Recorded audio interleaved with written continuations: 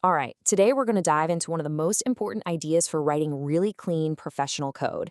It's a super simple concept, but it has a huge impact. Honestly, getting this down is a key step from just writing code that, works to writing code that's built to last. So let's kick things off with a question you probably didn't see coming. What in the world does a Swiss Army knife have to do with software development? I know, it sounds kind of random, but trust me, this little red gadget is the perfect way to understand a concept that will totally change how you organize your code. Just think about it for a second. A Swiss Army knife is awesome, right? It's got a knife, a screwdriver, scissors, a can opener, does a ton of stuff. But let's be real, it does all of those things just okay. If you had to put together a bookshelf, are you going to use that tiny little screwdriver on this thing? No way. You're going to grab a proper full-size screwdriver. You'd pick the specialist tool every single time because it does that one job perfectly. And that right there is a super common trap we fall into in programming. When you have a class that tries to handle user data and connect to the database and format a PDF report and send an email, well, that class is a Swiss Army knife. It's become a jack of all trades and, you guessed it, a master of none. It just ends up being cluttered and really confusing. The fix for this is actually beautiful in its simplicity. It's a little mantra you should just burn into your brain until it's automatic. One class, one job. That's it. That's the whole philosophy that cuts right through all that complexity and leads you to clean, elegant code. Now, the official fancy name for this idea is the Single Responsibility Principle, or SRP for short. The classic definition says a class should have only one reason to change. Okay, I know, that can sound a little abstract, so let's just translate that into plain English. It means a class should have one, and only one, job to do. That's it. If the business rules for calculating shipping costs change, you should only have to go into your shipping calculator class. Simple as that. One reason to change means one job. Okay, so that's the ideal. But what happens in the real world when we just let our classes get bigger and bigger and we ignore this principle? What are the actual consequences of making those Swiss Army knife classes? Well, we create the villain of our story, the God class. You know the one. It's that monster file in the project that's like 2,000 lines long. It knows about everything, it does everything, and everyone on the team is terrified to even look at it because nobody is 100% sure what's going to break if they touch it. And the pain of dealing with a God class is so real.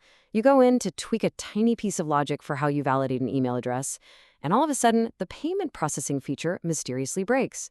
Why? Because it's all a tangled mess of spaghetti code.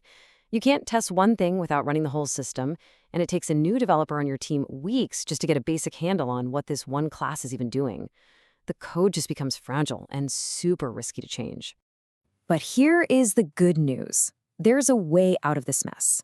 We do not have to live with these God classes. It's time to learn what I like to call the art of the split. It's all about taking that big, scary, tangled up block of code and breaking it apart into clean, focused, manageable pieces. So how do we do it? It's a pretty straightforward 3-step process. First, just look at the class and literally list out all the different things it's doing. Is it validating user input? Is it talking to the database? Is it logging errors? Write them all down.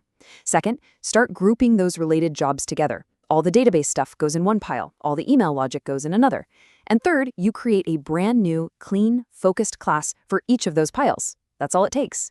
You're basically turning one messy, chaotic workshop into an organized toolkit full of specialist tools. And the result is honestly transformative. You're left with code that is clean, focused, and you can understand it almost instantly because every class has a really clear purpose. Each one does one job, and it does that one job well. The tangled mess is just gone. Now, this isn't just about making your code look pretty. Adopting the single responsibility principle has real, tangible benefits that make you a much more effective and professional developer. So, why does this actually matter for your career? And look, the benefits here aren't just a feeling, they're things you can actually measure. Following SRP has a direct impact on the quality of your work. Code clarity just skyrockets because every class is small and easy to think about. Testability gets way better because now you can test each little piece of functionality all by itself. And maintainability, which is all about the long-term health of your project, sees a massive, massive improvement. So, to sum it all up, your code just becomes easier to understand for you and for your teammates. It's safer to change because a tweak in one class is way less likely to cause a random bug somewhere else. It's so much simpler to test and debug. And you know what? Writing code like this is the mark of a pro. It shows you actually care about teamwork and the long-term quality of the software you're building.